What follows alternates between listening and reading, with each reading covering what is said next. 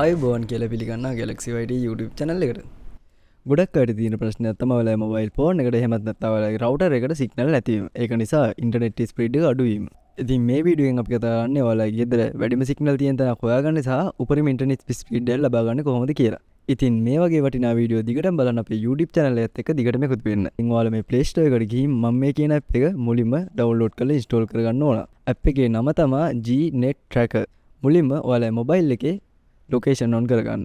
මේ app එක download කරලා install කරාට පස්සේ ඔයාලා open කරාට පස්සේ අනිවාර්යෙන් ඔයාලගෙන් location access ඉල්ලනවා. ඔයාලා අනිවාර්යෙන් location access දෙන්න ඕන. හරි. දැන් අපි app එක install කරන් ඉවරයි. දැන් අපි යන් app එක open කරලා බලන්න.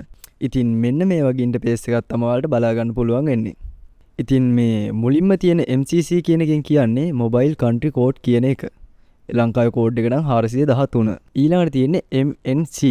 මේ MNC එකෙන් කියවෙන්නේ mobile network code කියන එක. ඒ කියන්නේ අපේ mobile එකේ operator හඳුන්වන කෝඩ් එක. Mobitel නම් 01, Dialog නම් 02, Hutch නම් 08. ඊළඟට බලමු අපිට signal එන band එක මොකක්ද කියලා. ලංකාවේ mobile network වල signal band 1, 3, 5, 8 සහ 41 පාවිච්චි කරනවා. router වලට SLT band 38ද ඩයලොග් බෑන්ඩ් 40ද පාවිච්චි කරනවා. හරි. මේ වෙලාවේ අපේ ෆෝන් එකට සිග්නල් තියෙන්නේ සිග්නල් බෑන්ඩ් 3ෙන්. සාමාන්‍යයෙන් බෑන්ඩ් 1ෙන් සහ බෑන්ඩ් 3ෙන් ඔයාලා කනෙක්ට්ලා ඉන්නවා නම් හොඳ ඩවුන්ලෝඩ් සහ අප්ලෝඩ් ස්පීඩ් එකක් ගන්න පුළුවන්. බෑන්ඩ් 8ෙන් කනෙක්ට්ලා ඉන්නවා නම් ඔයාලා බොහෝ විට ඩවුන්ලෝඩ් අප්ලෝඩ් ස්පීඩ් එක ගොඩක්ම අඩුයි. ඒ වගේම බෑන්ඩ් 38, 40, 41 කනෙක්ට්ලා ඉන්නවා නම් ඩවුන්ලෝඩ් ස්පීඩ් එක ගොඩක් හොඳට තිබුණත් අප්ලෝඩ් ස්පීඩ් එක ගොඩක්ම අඩුයි. බෑන්ඩ් 38, 40, 41 ඔයාලා කනෙක්ට්ලා ඉන්නවා නම් බොහෝ විට ඩවුන්ලෝඩ් ස්පීඩ් එක වැඩි වුණාට අප්ලෝඩ් ස්පීඩ් එක ගොඩක්ම අඩුයි. ඒ router signal වල නැත්තම් TDT signal වල තියෙන ලක්ෂණයක්. මේ app එකේ තියෙන RSRP කියලා තැන. මෙන්න අපිට වැදගත් වෙන තැන.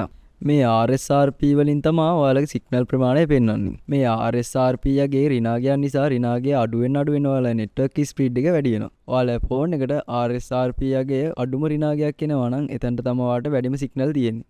ඒ ස්ථානයේ ඔයාලගේ router එක හරි ඔයාලගේ mobile එක හරි තියලා උපරිම internet speed එකක් ගන්න පුළුවන්.